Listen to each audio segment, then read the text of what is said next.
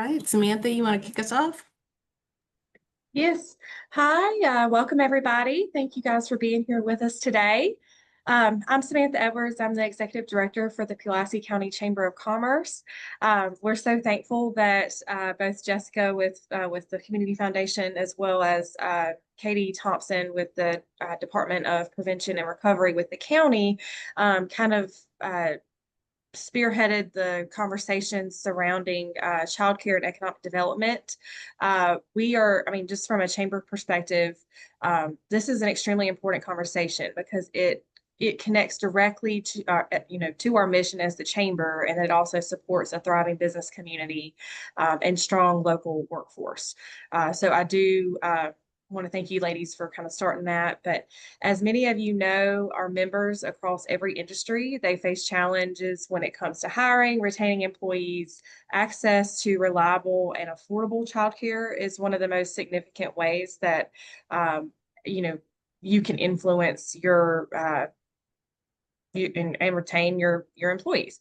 Whether the parents can enter the workforce because they have childcare accessible to them, or they can, come back from maternity leave or paternity leave and feel like they have, close access to their children. I mean, it kind of spirals down the mountain from there. But I'm excited to kind of hear our speakers today and hear what everybody has to say, and then just viewing it as an economic development strategy is kind of the mindset that we want to shift, not just a family concern. So we're happy to be here, and thank you ladies for everything. Hey, thank you so much, Samantha. Morning, everybody. I'm Jess Wergo with the Community Foundation, and I'm going to kind of kick us off today in terms of our short presentations to just sort of set the stage for what we're doing for the session. Huge thanks to Sam at the Chamber for helping us to promote this, and of course, to all of our speakers and to all of you for joining. This is sort of a pilot of ours to try to figure out how we get the message out about the importance of early childhood education overall, to our current workforce and to the future workforce, and then sharing with you some different tools and strategies that we have seen here locally that work well as ways for employers to support their employees as parents, whether it be supporting childcare centers or creating policies in the workplace that are really parent friendly. So you'll hear just about a few of those different strategies today, and then we'll have some time for conversation afterwards. So let me share my screen and just kind of set the stage for what we are going to do today before we move into our wonderful speakers. All right. So first of all, we're going to share a little bit about First Steps. Many of you are already familiar with this, and several of the leadership team for First Steps is here on the call today. But this is a group we're going to talk about that helps to promote the importance of early childhood education and development overall. So we'll give you a quick tutorial on First Steps and then move to the main event, which is our series of lightning round speakers that are going to be talking about the importance of early childhood education and then those tools you can utilize. We're going to record those lightning rounds so that you can return to them later on, or those who couldn't join us today can listen to those presentations. But then we'll stop the recording and have a chance just for some conversation where you can ask questions of the speakers.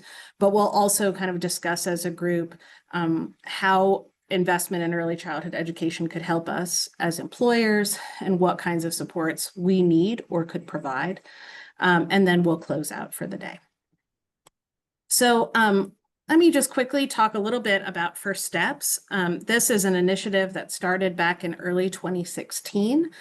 And it was initiated by the Community Foundation, but we are now one of dozens of different partners that take part in this work.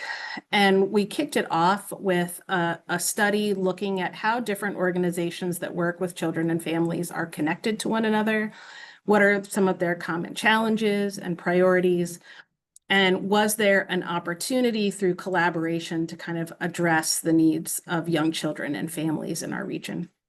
That was the start of this network of organizations serving young children and families. And we spent some time with using the data from the study that we did and through a series of community meetings, creating the priorities that you see to the right-hand side that really form as the basis of our work. So first and foremost, we want to share information and knowledge about the different resources in the community related to education, health, human service, enrichment, and the like. There are a lot of wonderful resources in the region, and part of our role as a network is to keep them connected and create opportunities for collaboration. Then we want to speak with a common voice about the importance of early childhood. You're going to hear some compelling messaging today about just how important early childhood is to the success, early childhood education, I should say, is to the success of students once they get into the public school system, and then their success as adults and employees. And then we want to support and strengthen the workforce that serves young children and families. This, of course, includes our early educators within childcare centers, but also all of those wraparound services. These are industries where the workers are often underappreciated and underpaid, but they are absolutely essential to all of us as employers, knowing that we've got that system of support for our individual industries. So with those three priorities in mind, First Steps has done all sorts of different projects over the last almost 10 years now to advance that work. We do, of course, events like this. We call them Meet Yourself sessions that are either virtual or in person as opportunities to create connection and to share insight on particular aspects of early childhood. So in cases like this, it might be around economic development, but we've done others around developmental milestones, mental health, et cetera. In 2021, we started the Early Childhood Champion Awards to recognize those who work in this field with children and families, to certainly raise their profile, but also to reward them for their work. And we just celebrated our 5th annual awards this year. We ask people in the community to nominate folks who are champions. We recognize all of them, and then we select 5 award recipients each year who receive a cash prize from the Community Foundation. We also create opportunities to support the existing workforce and to expand the early education workforce. So we just held the Igniting Connections Symposium, which is led by Early Childhood Education Initiatives at Virginia Tech, with many of us as part of that planning team. That is a full day of free professional development for our educators. And we also host the Early Childhood Champion Awards during the luncheon. I think this year we had a record number, more than 200 educators join us for that event. And then we also in October host an event for those entering the early education field. So we invite high school students to New River Community College for a career day where they get to hear from early educators about what the industry looks like, how educators in a childcare space approach different aspects of early education and development. And it's a great way to get people interested in the field. We have some support through American Rescue Plan dollars from the town of Blacksburg to test some different strategies that support the workforce, whether it be investment in their professional development as early educators or providing some bonuses on retention or recruitment opportunities.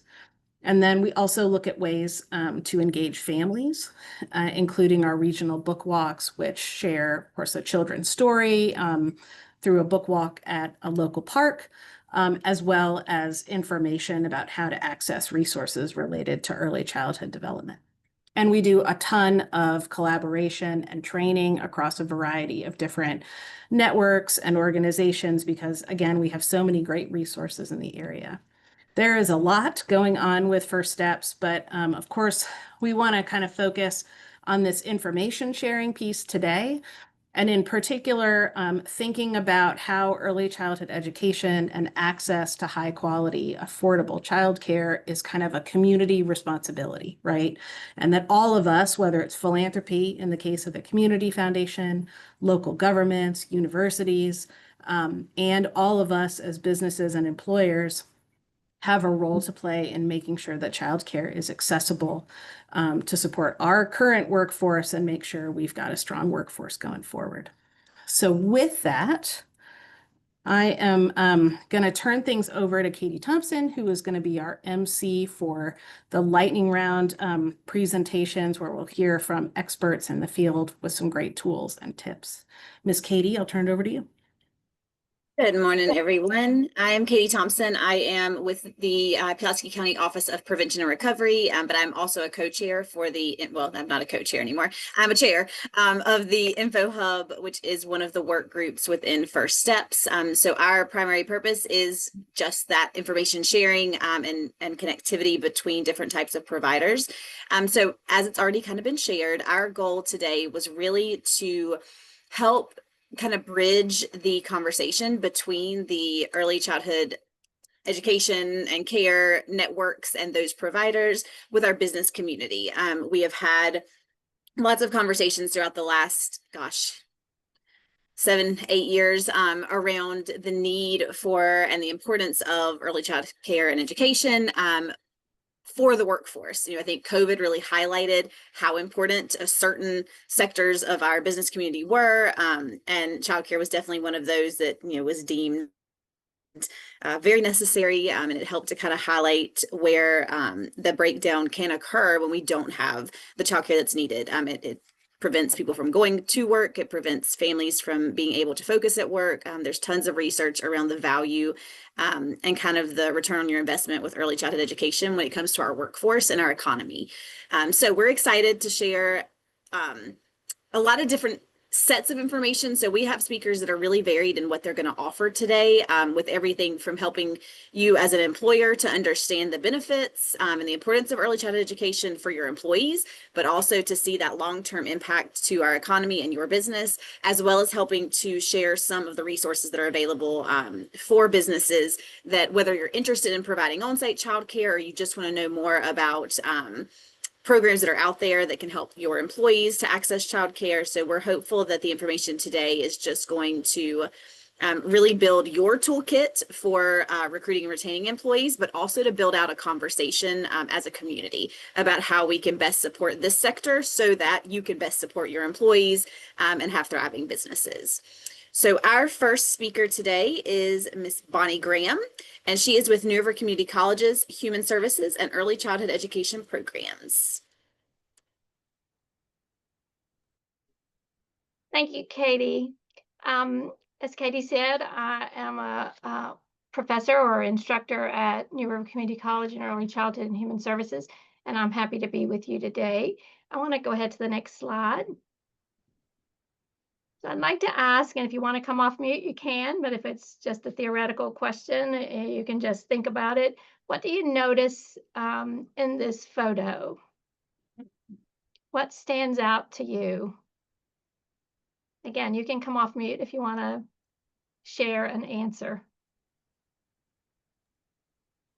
The love going both ways. Yes. Anything else? Obviously, some relationship there. Yeah, mutual delight. Yeah. And you can tell from the background, it's happening in a childcare program. It's not in a home situation. So this is a photo of a teacher and a child in the classroom. You can go to the next slide. Is this the way you would describe the childcare that your children have received, for those of you that have children? Or another question I think we can ask ourselves is, what would communities be like? What would Pulaski County be like if every child had a teacher or caregiver that adored them like this? We hear teachers or students here at NRCC and across the other universities that teach early childhood. We hear them say that people go into education because they love children, and love of children and adoring children and just enjoying being with them is definitely a first step. But is that enough? I think I was tasked with talking about the importance of quality, and definitely that is on the top of the list. So I don't want that to get lost in our discussion today, because we do have to enjoy that piece. Next slide.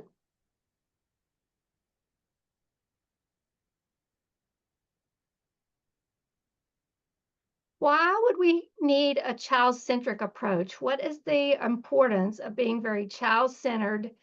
There have been people that have described the early childhood world as a business model. For those of you that are in the chamber. And there have also been people that have described it as an educational model. And so how do we blend these two worlds? It becomes very complex in trying to be successful as a business owner and operating a childcare center, but also maintaining the quality and the educational care and education pieces. So providing what are the benefits for children and what are the benefits for the community? The benefits for the child and family first is that we know that there's a lot of evidence to support that when high quality care and education is provided for children from 6 weeks through age 5, that lays the foundation.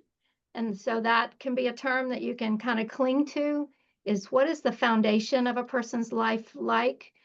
And what does that look like growing up, whether it's in a child care center or whether it's in a home or with their family? And then comparing that to the brain architecture. So the foundation and the architecture, we've kind of taken two words or ideas from the construction world or maybe a business world, and thinking about the importance of these early years. When children have a high quality foundation, it does build a different brain structure. And especially some evidence is there with vulnerable children, children that have high risk factors in their life. But children do grow up to be adults that are more employable and that they have better relationships with their parents as adults, but also better relationships with others in their life. There's an improved developmental trajectory for children. There are benefits cognitively, the benefits in language, there are benefits in social and emotional development. It buffers children against home adversity. So when we have quality care for children, even when they have some things that maybe we as communities can't control, and that's what's always going on in the home, it can buffer children against some of those adverse circumstances. The next slide. So what are the benefits for the community?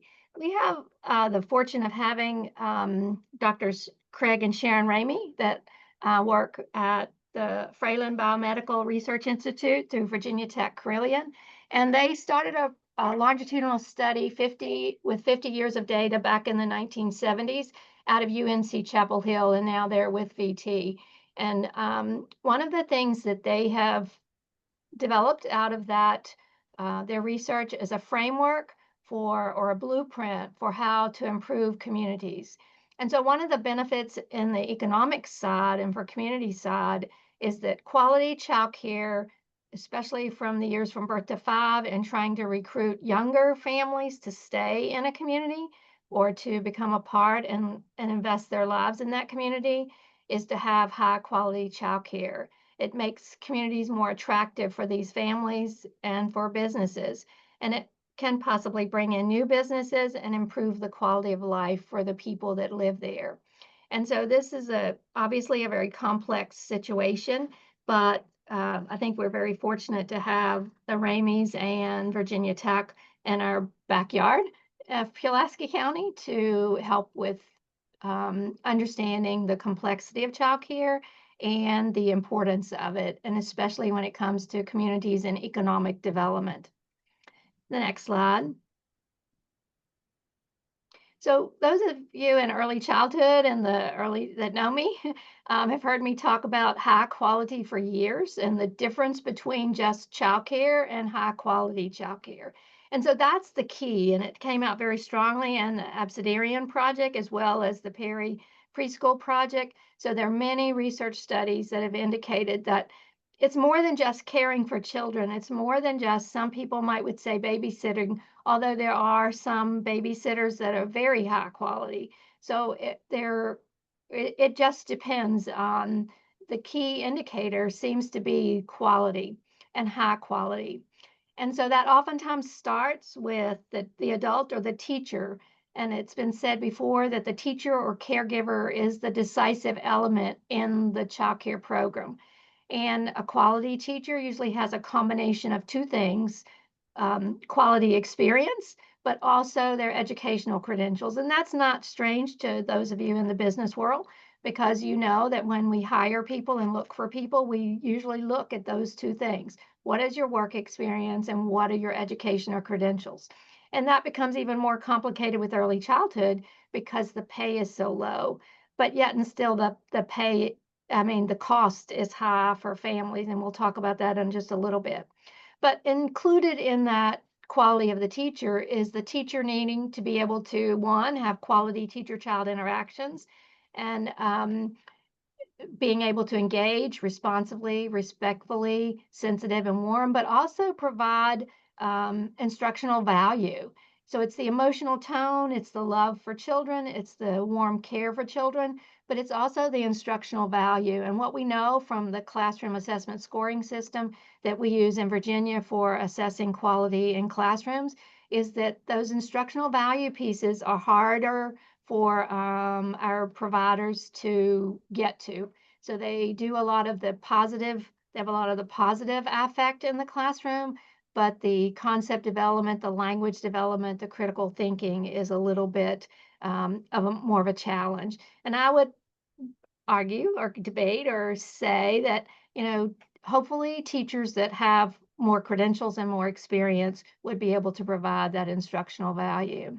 What is the quality of the environment?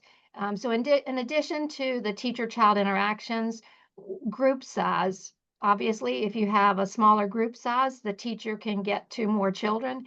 The adult teacher-child ratio, even if you have more, I use examples sometimes of a pep rally when I taught high school. That you can add a whole lot more teachers in the pep rally in the gym, but that doesn't mean you're going to have high quality instruction there. And so it's in addition to ratio and group size, how small or large is the group size. So the smaller the group size, the better the teacher-child ratio. And the education of the teacher, it seems like the quality of the environment goes up in a classroom or in a family home situation with children. And then what's the quality of the experiences in the curriculum? Next slide. So some time ago, Virginia Tech, and now Early Childhood Initiatives at Virginia Tech, and Smart Beginnings, and now it's Ready Regions with Endless Opportunities. We sat down together and tried to develop a pathway for what is the training and education component of early childhood teachers. And this is what that pathway looks like. I'm not going to go over it in detail. There will not be a test at the end, but it's very important that we look at what is the pathways that we offer. Next slide. We know that the cost to AAIS degree in Virginia is $0. And so the cost for getting an early childhood degree at a community college, it doesn't cost a thing with the scholarships that are available. Next slide. At New River, we offer 4 different credentials in early childhood. And again, this is just an overview of those. Next slide. So we know that from the Absidarian project, that for every $7, for every $1 invested, Virginia can save $7 in care. Infant care costs more than many child care centers can charge. So the cost is very high, and so that creates a dilemma. Next slide. So who has the power and will to make critical community involvement? Some of the framework that the Ramies have proposed is that in order to have quality early childhood teachers, we need quality early childhood teachers to improve the quality in the center. That leads to enhanced child development and learning, and that leads to prosperous families and communities. But there is a strong piece that communities need to be involved in this scenario. Thank you.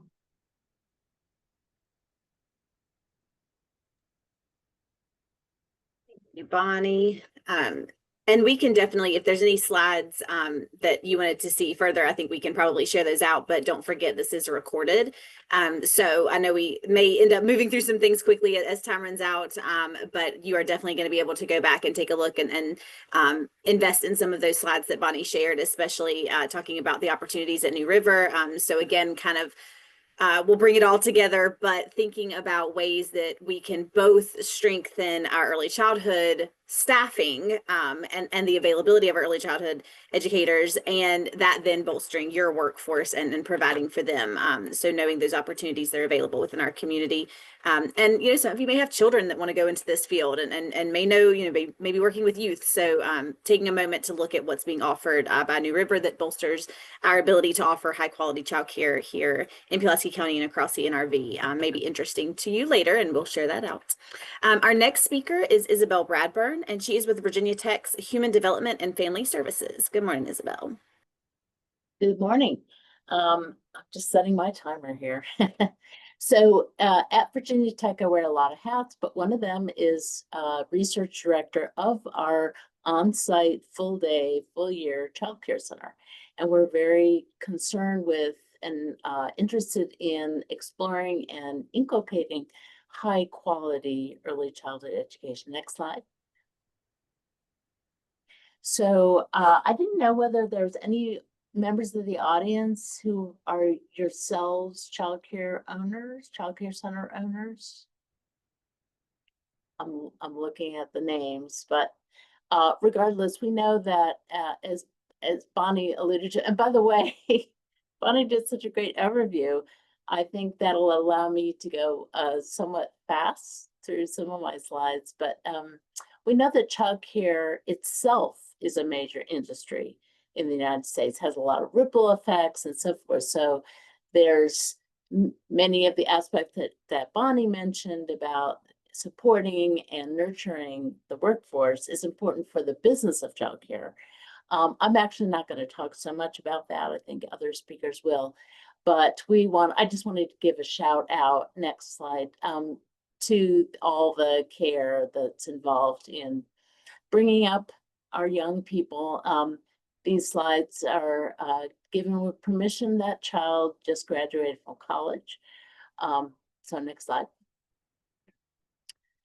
So childcare, as we may remember, has a long history of being intimately intertwined with workforce issues. So you may know the history that in the first subsidized federal programs were actually in the Depression and then boosted up in World War II. Because we had a problem. We had just joined the war and we were woefully behind in terms of manufacturing warfare materials, ships, planes, and so forth. And so Congress and local communities and a few private companies joined forces to subsidize childcare so that women could move into the factories since the men were off fighting for the most part. And in a pretty short order, these manufacturing plants and our fleets went from really inadequate to stellar. These women were crushing their quotas and so forth. And I think some people argue that it was a sizable influence on winning the war, the World War II. So we know early on that safe, reliable childcare can allow wonderful things to happen. Next slide. And today we see that just as we did in World War II era, during the COVID pandemic, a different kind of war perhaps, it was really obvious with a lot of workers having to stay home because schools were shut, childcare centers were shut. We know from studies of employers, employees, and so forth, including a U.S. Chamber of Commerce study, that lack of reliable childcare can cost billions in the state and national economies. A 2020 U.S. Chamber report documented across 5 or 8 states that they estimated at least $1 billion loss in revenue through childcare breakdowns. In some states, that was even higher. Similarly, a study that was done by the Boston Consulting Group, looking at 5 employers and different things that they had tried to address childcare breakdown, found that when they put in experimental supports, that increased, for example, worker productivity. So one little snippet is UPS put in a pilot of emergency childcare. So if there's a childcare breakdown, a worker could bring their child to this emergency. And if they found retention rates with hourly shift workers went from 69% to 96%. We know, as many people have said, that when you have childcare issues, you've got to respond right away. So that might mean leaving work early, suddenly, etc. Next slide, please. So another way that childcare is related potentially to workforce is a long-term kind of lifespan trajectory model. And that really stems from a series of very intensive experimental studies looking at early childhood education, care and education, specifically high quality. So Bonnie had mentioned the Abecedarian Project, that's one of them. 2 others, Perry in Michigan, and then the Chicago Parent-Child Project in Chicago. All of these followed cohorts who had gotten the intervention, which was early childhood, but usually paired with some family support as well. In the Abecedarian, there was a nutritional supplement for both the control and the intervention group, the people who got the childcare. They followed them for many, many years, and there were different successes and some neutral kind of effects. But all 3 found when they followed these people all the way into adulthood, so times when they'd be working, that these high quality childcare experiments really resulted in more meaningful work and citizen effects in adulthood. And specifically, for example, the group that got the early childhood care and education had higher incomes. They were less likely to be involved in criminal activity or incarcerated. There was increased educational attainment, motivation. That was especially true for women, and better health into the 30s. That's just a smattering of a few key things, but next slide.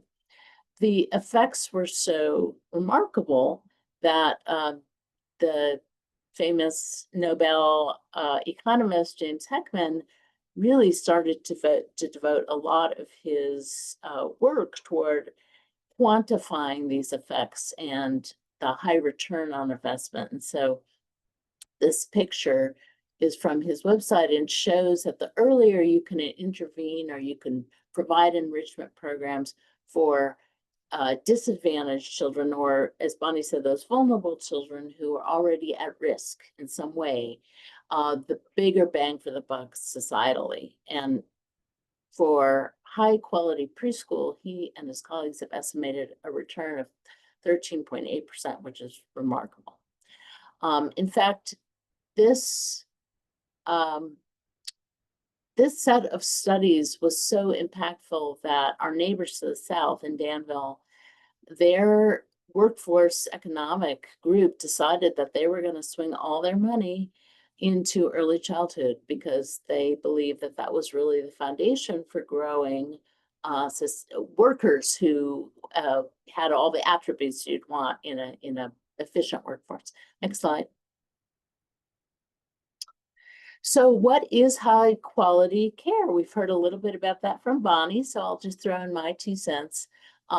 Obviously, it's a lot of things, and states have really tried to take the research and standardize it into programs that can be evaluated and ranked and things like that to provide some market and accountability to the public. We know from research that there's a lot of things that go into a high quality care and education center. But the 2 factors that sort of spring out across multiple studies of different kinds of childcare, different amounts, different lengths of time, private, public, etc. Next slide. are responsive interaction with adults, and Bonnie gave some really great examples. I love that picture so much. I will say responsive interactions with adults isn't just loving on the kids, which is super important, but also challenging them, having real dialogue, a lot of talk, taking them seriously as young people, engaging in actual relationships with two people who get to know each other. So that's a hugely important factor. And the second is having a curriculum. So there's a lot of debate about types of curriculum and so forth, but it seems like having a curriculum where you train your teachers in how to do that. So it's a systematic approach to how you provide the early childhood care and education is associated with higher, better outcomes for children in the long run. Next slide. Bonnie mentioned the environment, and although that's my little timer, although that is not as the physical environment isn't something that's been as clearly demarcated in big studies. At our center, we believe that's a huge component. We talk about the environment being a third teacher. And we know that a stimulating environment that is also safe and not overstimulating results in better connections in the brain. And so much of early childhood is making those connections and then pruning away the ones that don't matter or matter less. And that results in a child who's ready to learn coming to school. Next slide. So thank you, and I look forward to any questions. Thank you, Isabel. So I will point out, just in case anyone in that economy side of things missed it, a 13.8% ROI. I would love to find anything else that we get to invest in that has that kind of return on our investment and impact on our community at such a in such a broad way. Because obviously that 13.8% return on investment is really looking at all of those long-term effects, the way it affects the economy, our workforce, our education system. So it's such an inclusive number, but still such an impressive number. So, that's why this is important. That's why we're having this conversation and inviting those business leaders to the table too, because this affects everything. And high quality early childhood education has the ability to change the trajectory of a community. That's what my office is intended to do, is to really combat our opioid epidemic and address some of our mental health needs. But early childhood education is definitely a trajectory changer if we can ensure that we have availability and high quality within our communities. So thank you, Isabel. Our next speaker is Philip Norman, and he is with Childcare Aware of Virginia, and he is over our Western region. Good morning, everyone. Like Katie just said, I'm Philip Norman with Childcare Aware Virginia. I'm the Western Regional Manager. I echo the sentiments of Dr. Bradburn that Bonnie and Isabel both kind of made my slides a little bit easier with some of the information that they presented. But we offer at Childcare Aware, we're a nonprofit organization sponsored by the Virginia Department of Education. One of the many tools that we offer to the community. We offer resources to parents, to providers, to the community. One of our newest resources is the Virginia Employer Child Care Toolkit. So that's what I'm going to highlight today. As you see here, there is a QR code that you can use to access that. It's also easily accessible on our website at vachildcare.com. Next slide, please. And next slide. So just a little overview of who we are at Childcare Aware. So we deliver services, like I said, to families, to childcare providers, to the community. Our goal is to increase the accessibility, availability, and quality of childcare in Virginia. So we have 5 regional resource centers. Like I said, I cover the Western region. We also have regional managers that cover the Piedmont region, the Eastern region, the Northern region, and Central region. So we're all across Virginia. We are based in Richmond, but I live in the NRV and cover the Western region. Next slide, please. And our vision mission, it all centers on high quality childcare. like our two presenters before me have already highlighted, high quality childcare is really important, not just childcare, and making sure that high quality childcare is available and accessible to as many families in Virginia as possible. Next slide, please.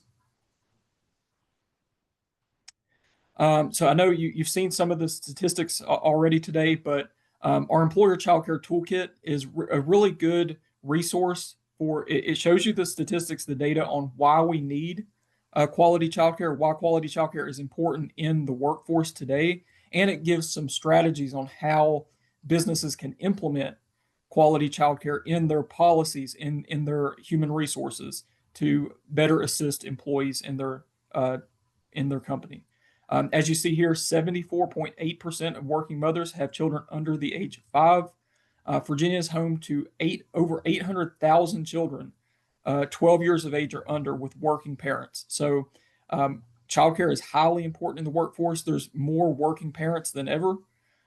So our employer toolkit can really help to that. And the coming slides will highlight that a little bit.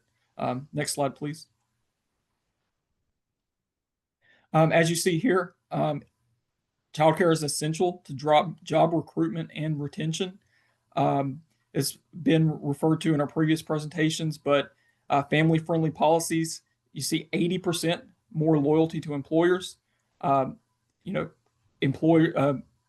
Employees are staying with employers longer with family-friendly policies. 41% lower absenteeism and 21% higher profitability. So again, highly important to retaining quality employees in the workforce. Next slide, please. So why does investing in family-friendly policies matter? Recruiting and retaining talented employees is essential for every business. Otherwise, you're wasting time and you're wasting money, which are two very valuable resources. Investing in family-friendly policies can boost employee morale, job satisfaction, reduce turnover, and ultimately increase productivity. Next slide, please. Some more statistics for you. 379,000 children under the age of 6 in Virginia with working parents, 500,000 school-age children in Virginia with working parents. So when it comes to the term childcare, we don't want to forget about our school-age children as well. Before and after school programs, highly important. Summer programs, highly important. So it's important to remember those factors when considering all of these data and statistics as well. Next slide, please. Again, we like to throw the statistics at you, but 74% of working mothers in Virginia have children under the age of 5. 81% have school-age children ages 5 to 14. Next slide, please. And then these statistics here kind of show you how difficult it can be when it comes to that affordability and accessibility piece. So 85%, the price of childcare for infants is unaffordable for 85% of young families in Virginia. Children under 6 in Virginia, families where a parent left a job, took a leave of absence, or cut back hours due to problems with childcare in the past year. 87,000 situations where that happened. Virginia parents who cut work hours in order to care for children, 82,000 parents in Virginia. So as you see here, the data shows that quality childcare in the workforce is highly, highly important. Next slide, please.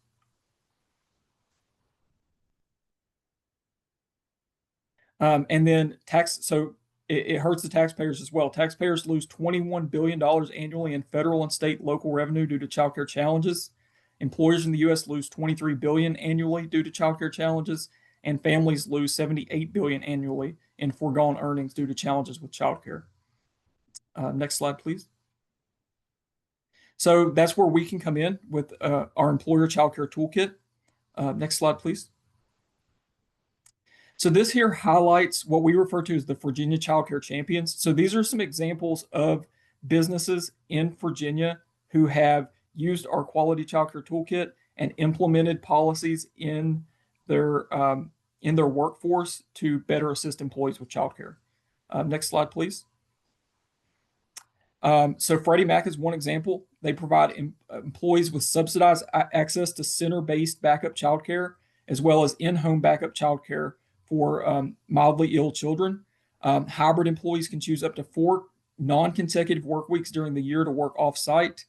And that's part of a suite of flexible work options employees can use to address business or personal matters. Next slide, please.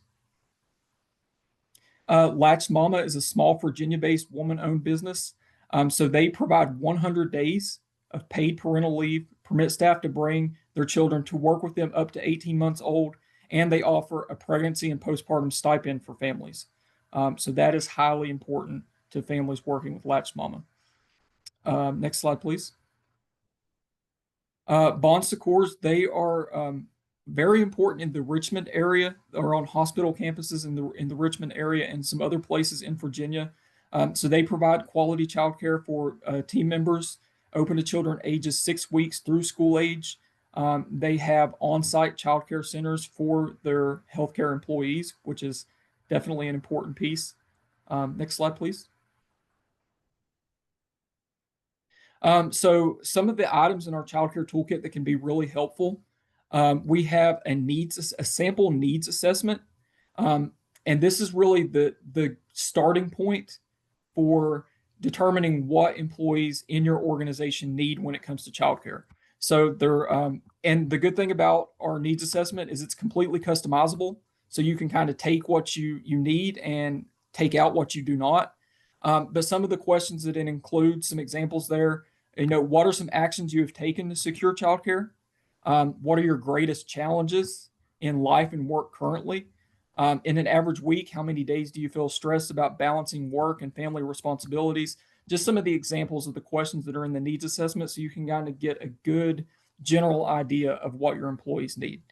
And as you see here at the bottom, identify quick wins. So survey your employees, identify any quick wins, such as maybe you're connecting families to childcare resources in that area, and then how can you build on what you determine from that needs assessment. Next slide, please. Our toolkit also highlights employee assistance programs. So they're voluntarily work-based programs that offer free confidential assessments, short-term counseling, referrals, follow-up services to employees. Flexible spending accounts. So a flexible spending account, employees can set aside up to $3,300 annually in pre-tax dollars. So the pre-tax part is really important.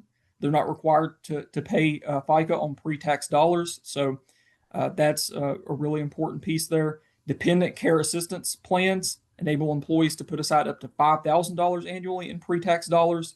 So those are some examples in our toolkit that you can look at that you could possibly implement in your policies. Next slide, please.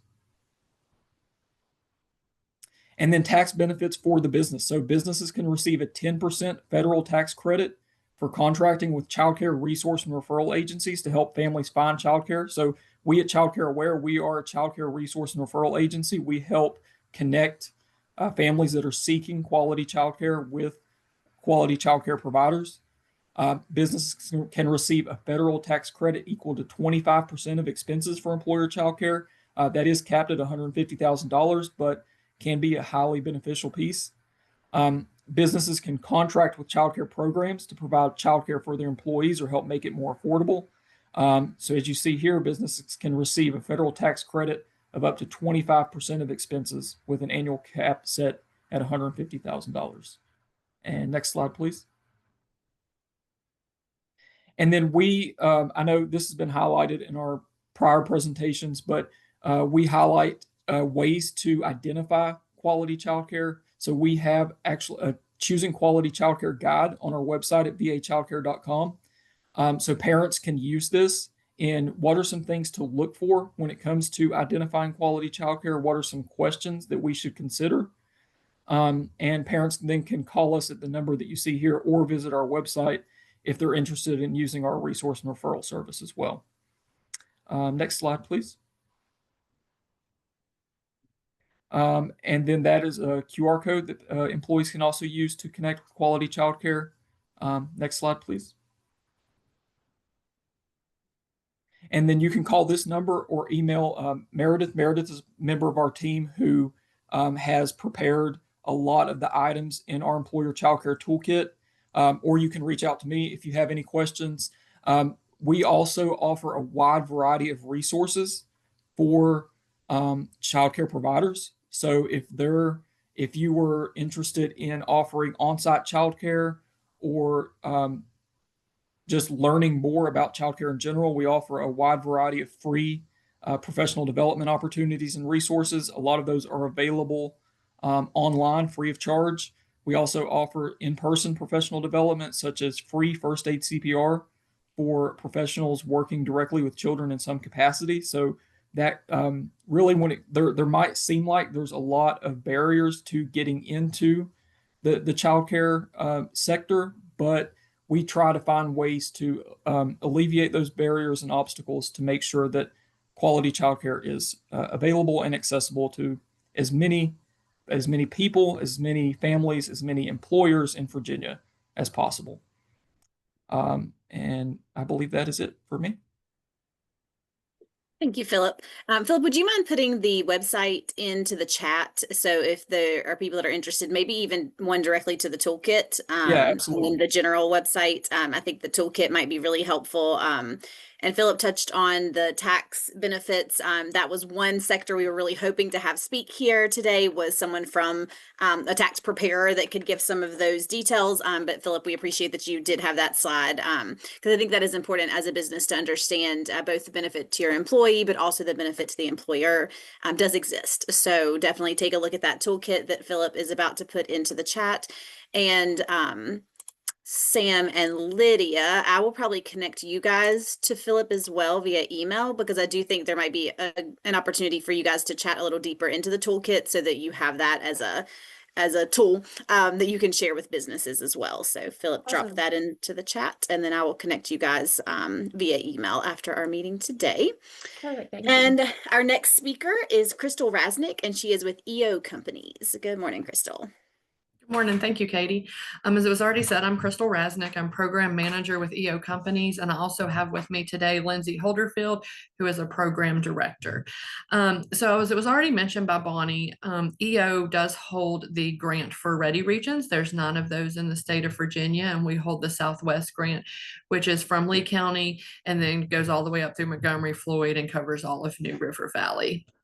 So with that, we have been able to house some initiatives through mixed delivery and Ready Together. So next slide, please.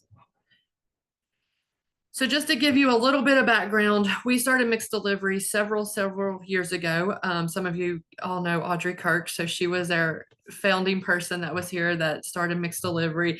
And what mixed delivery does is it provides public funding to these early childcare and education centers. It's for children birth to 5.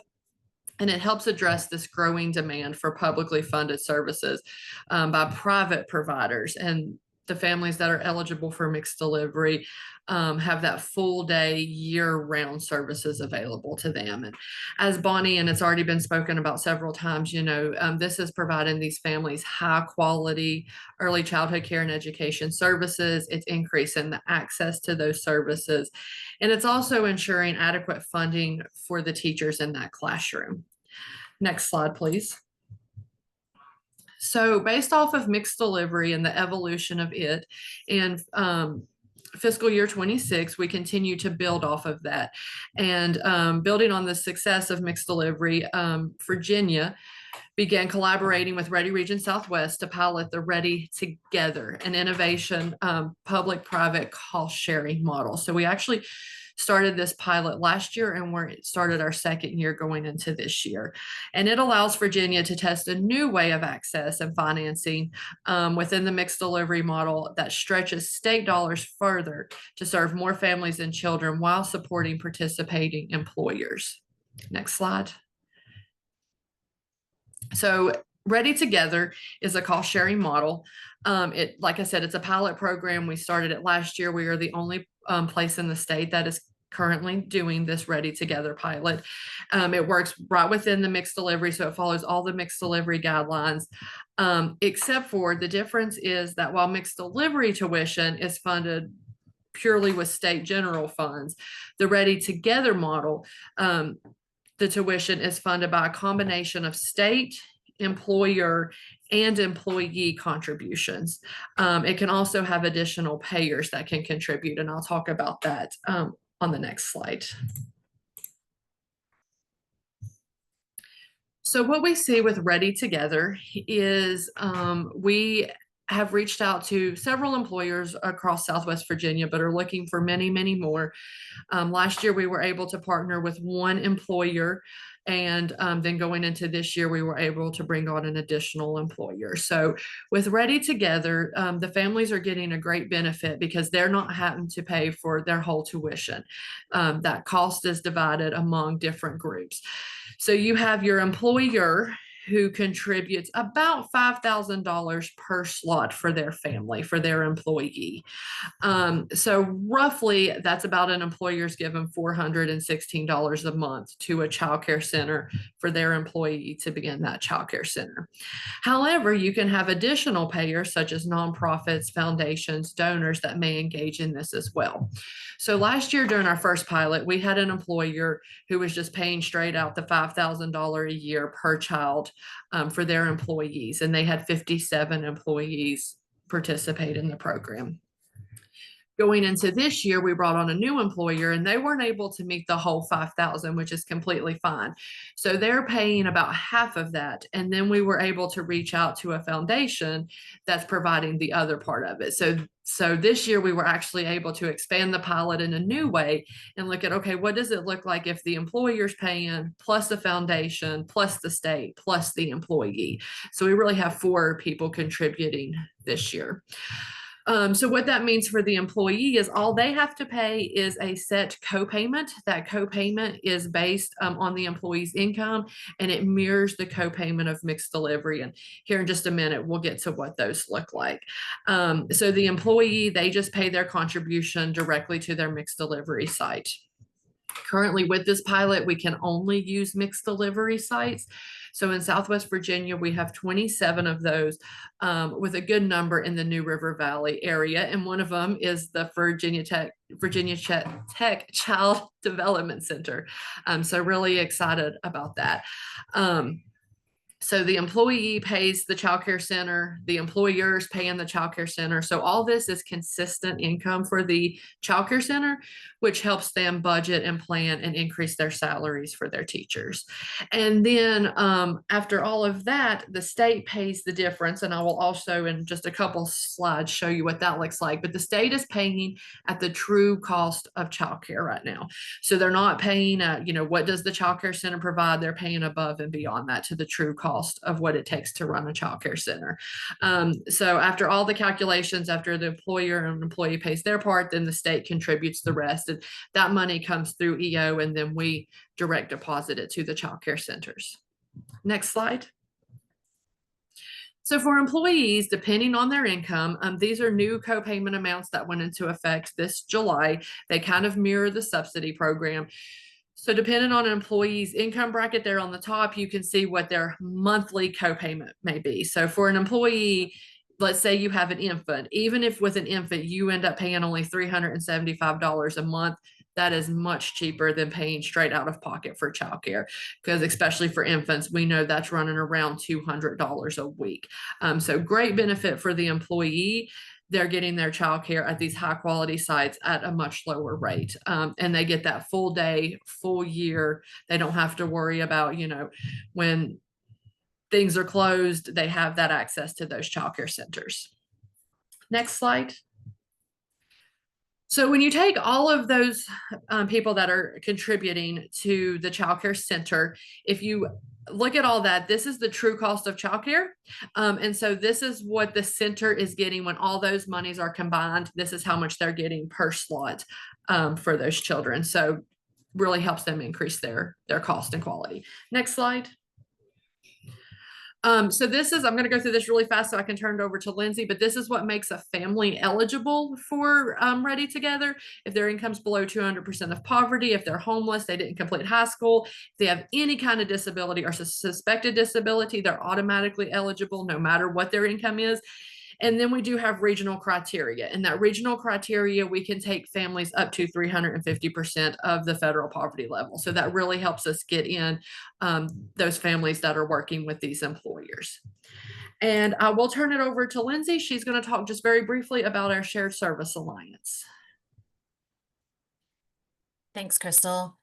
I won't take too much time, but just want to give a plug for another aspect of our programming here at EO. One of the things that we know about quality childcare in the classroom is that a director has an extremely challenging job providing high quality care in a center if they are drowning in their administrative duties all the time. So we look at childcare as a very critical part of infrastructure. It's not a just a public service. It's something that's really important, as other speakers have highlighted, to keeping our communities functioning and keeping people at work and keeping our parents in the workforce. So shared services is really built around strengthening that infrastructure. We're working with childcare owners and directors to help them build systems, help them reduce their administrative burdens, help them save money.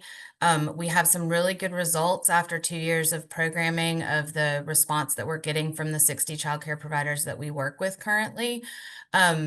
This is just a quick outline of all of the services that we offer through our Shared Services Alliance. It is a free membership program for childcare providers.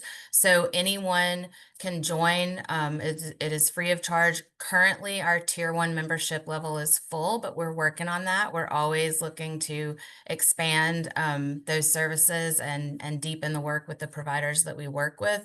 But we do a lot of very high touch work with the childcare providers. We spend a lot of time out in the centers. We provide services on site so that we can really tailor and customize what we're doing to each individual person's needs. We'll go out and do file audits to help them stay in compliance with paperwork. We will review handbooks and do revisions for staff handbooks, help them write procedures for family handbooks as well. And we are about to launch our private Facebook group for all of our members. We do monthly meetings with them, and we're trying to do more and more work around building community between childcare providers so that they don't see each other as competition, but they see each other as a resource and can support each other in what can be really lonely work when you're the person running the center and you're the only one and you're wearing a million hats. So we want to make sure that we're also building community in that way for the providers themselves.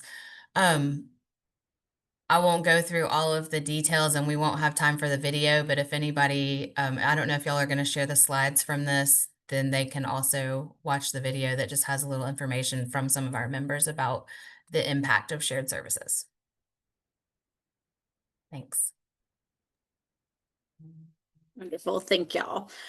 So we will have some time at the end of this after our speakers where you're able to ask questions and dive in a little bit deeper. So I'm going to throw out a question for Crystal just to prep. It might be really helpful for this group if you could real quickly just pull together the list of the providers in the NRV that are mixed delivery. So that when we get to that question and answer set part, you could maybe share that out because I do think that'll be helpful if we have employers that are interested and they're ready together, potentially partnering with you on that to know which sites currently access that mixed delivery program so that they could see if any of their employees currently use or might be interested in using those sites. Alrighty, well, thank you, Crystal and Lindsay.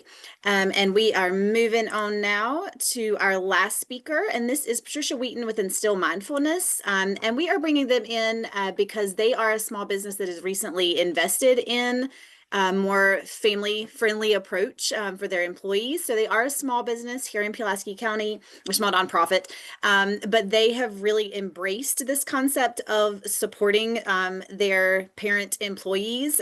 Some of it was out of necessity, which I'm sure Patricia will share with you guys a little bit. But she's coming on to share kind of how that's impacted their employees and their work. So we're excited to hear about their successes and maybe the struggles that led up to that. Thank you, Katie. So yeah, my name is Patricia Wheaton. I'm managing director with Instill Mindfulness, and I appreciate Katie's little intro there. It saved me a little bit of time on my lightning round. But Instill Mindfulness is a small nonprofit organization based in downtown Pualski, where our Instill Center for Wellbeing is located. If you haven't visited us, stop by sometime. We're generally open Monday through Friday, 10 a.m. to 7 p.m., and Saturday 10 to 2 or by appointment.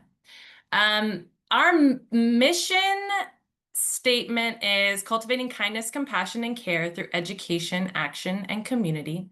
Our vision is a mindful world for all. And our core principle, which I think is important as it's kind of our guiding principle for everything we do, is connection. Connection with heart, mind, self, synapses, nature, and community. And our organization was founded in 2016 and moved to Pualski in 2023.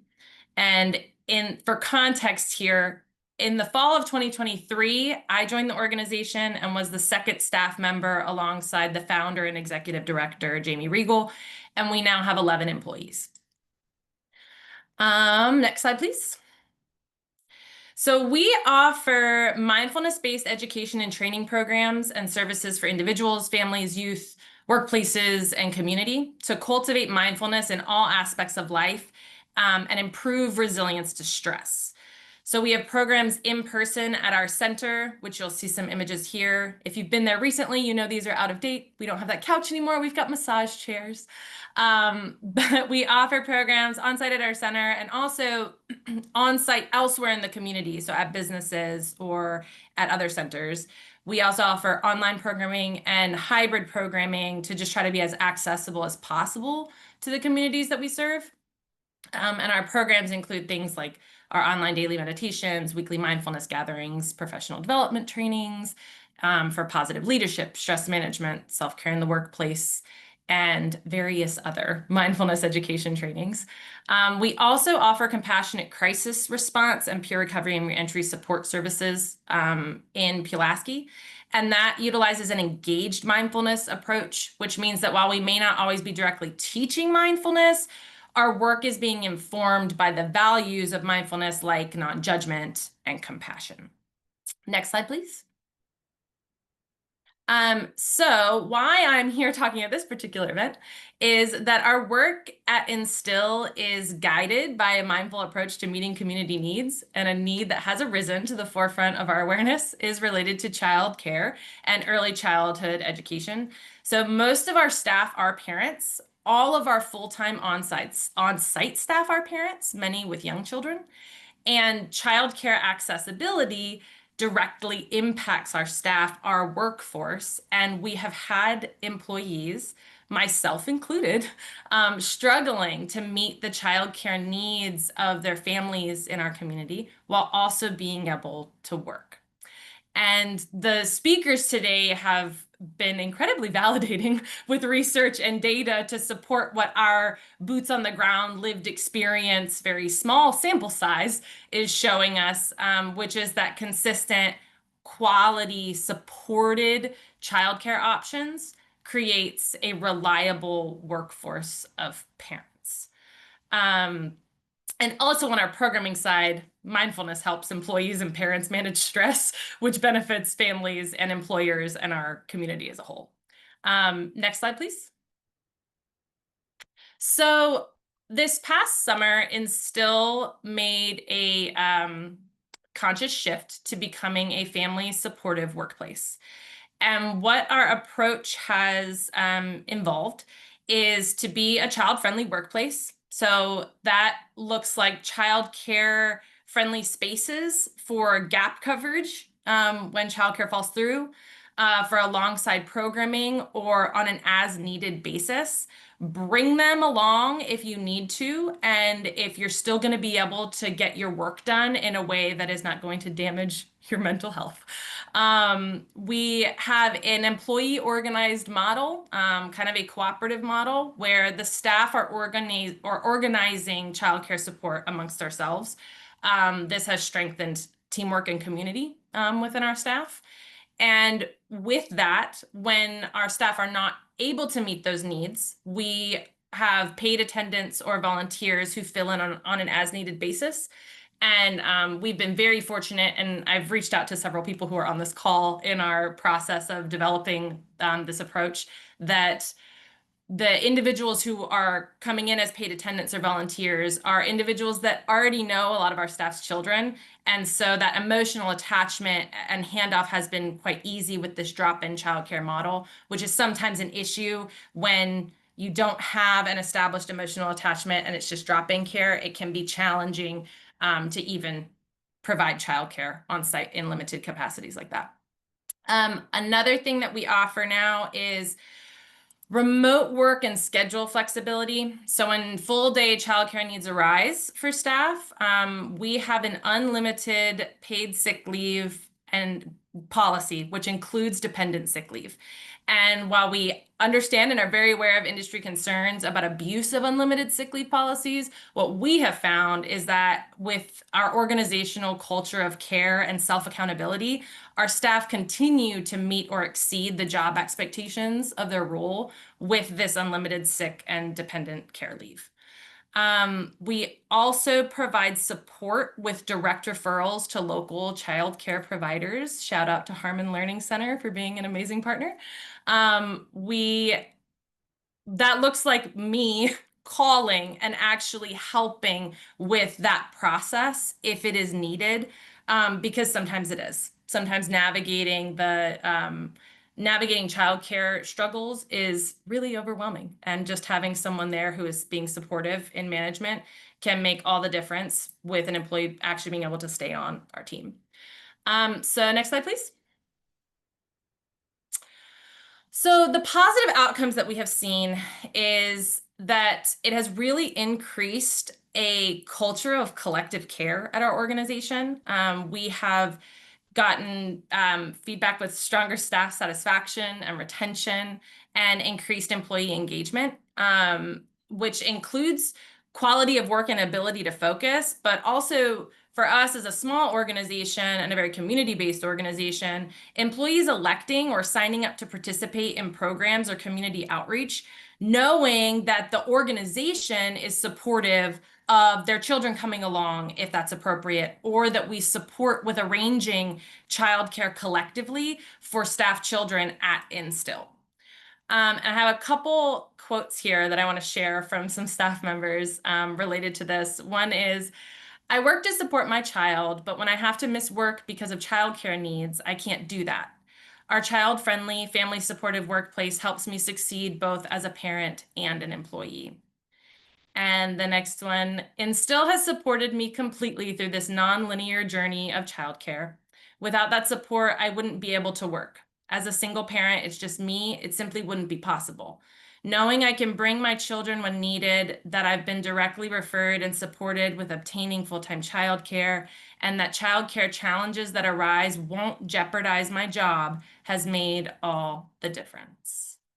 And next slide. So with our core principle being connection, our work is inherently collaborative in nature. And we have lots of community partners, and many of which are listed here. These are just the ones we're working with more frequently right now. I'm sure I missed some.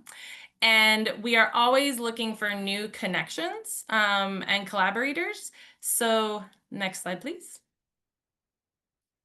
So how to support Instill and our work, sharing information about what we offer with individuals, families, and businesses, just connecting us with folks. We love direct referrals. And if there is anything we can offer to your organization, or if there's an opportunity to partner on a program or a grant proposal or professional development, please reach out. And next slide, please. And here's how.